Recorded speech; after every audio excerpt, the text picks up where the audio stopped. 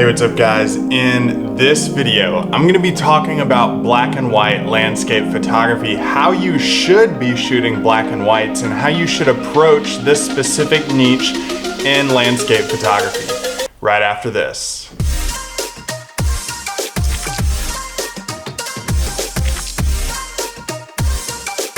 Hey, what's up guys, and welcome into the video. On this channel, we talk landscape photography. So if you're into landscape photography at all, consider subscribing to this channel. Now in this video specifically, I'm gonna be talking black and white landscape photography. Now if you're anything like me, when you first started out in landscape photography, you thought, well, maybe the lighting in this photograph isn't really that great, so I'll try it in black and white, switching it over in post-processing, and maybe it might turn into a cool photograph. That's how I used to approach black and white photography, especially in landscapes.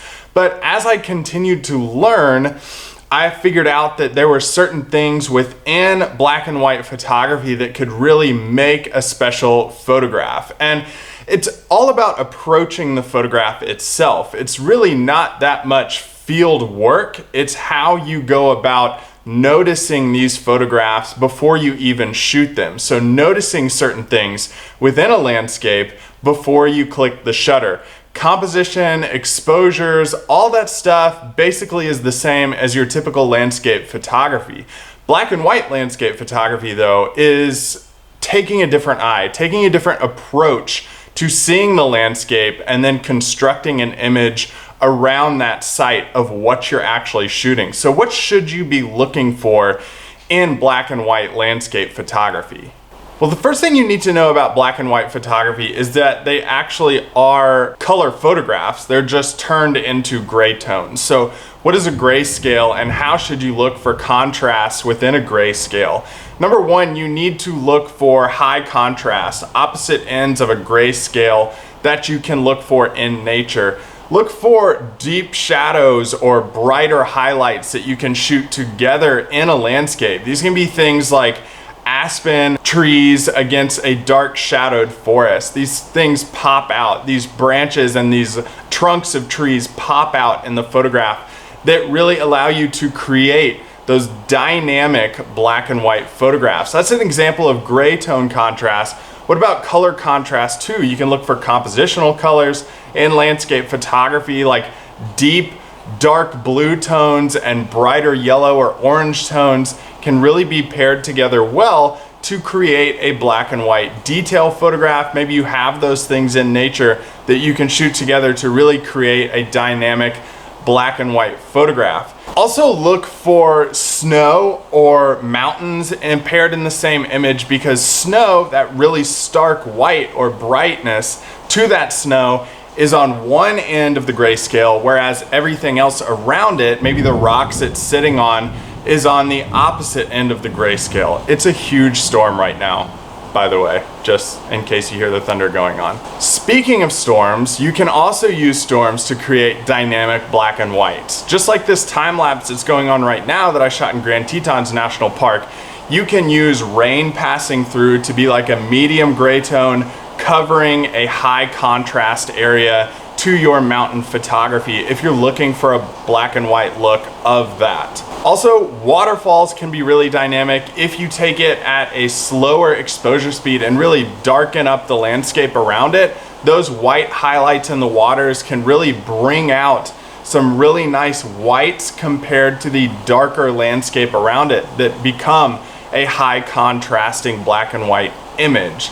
Also, really keep an eye out for weather situations. Those really moody, bad weather shots can turn into some really good black and white photographs. Now, what am I talking about?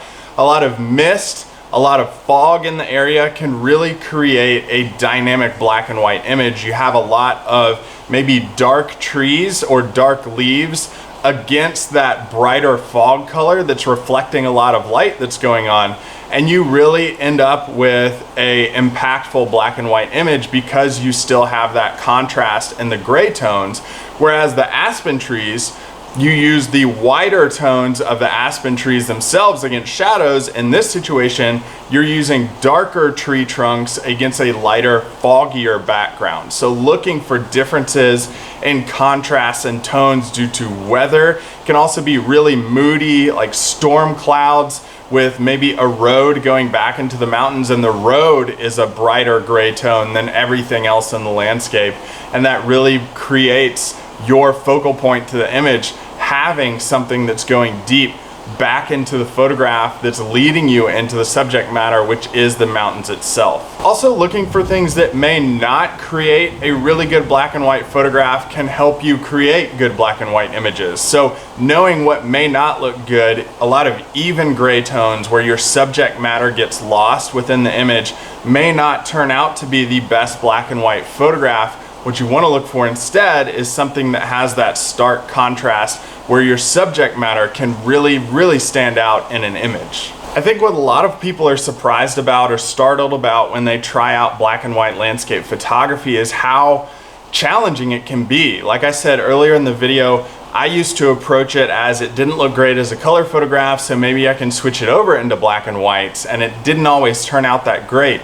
But practicing these in-field techniques of using your eyes to visualize and see contrasts in gray tones, even though we see in color, and subject matter, seeing that contrast is really gonna help you take better black and white photographs. And it takes time. It takes time to develop this eye for seeing these landscapes in gray tones, but once you start noticing them and practicing this technique, you start taking better black and white images through time. So go out in the field, practice these black and white landscape photograph tips so that you can take better black and white images and really take those like high dynamic, really famous black and white photos. Hey guys, thanks so much for watching this video. If you found it useful at all, go ahead and hit the thumbs up. Comment below on any photography tips that you want to learn or any photography questions that you have. Comment with those below in the comment section. And always, if you want to subscribe to this channel, go ahead and do that so you can take better landscape photographs next time you hit the field. Also, continuing watching is always an option too. I'm going to share the video that YouTube is suggesting that's the best for you as a viewer based on your search terms right now.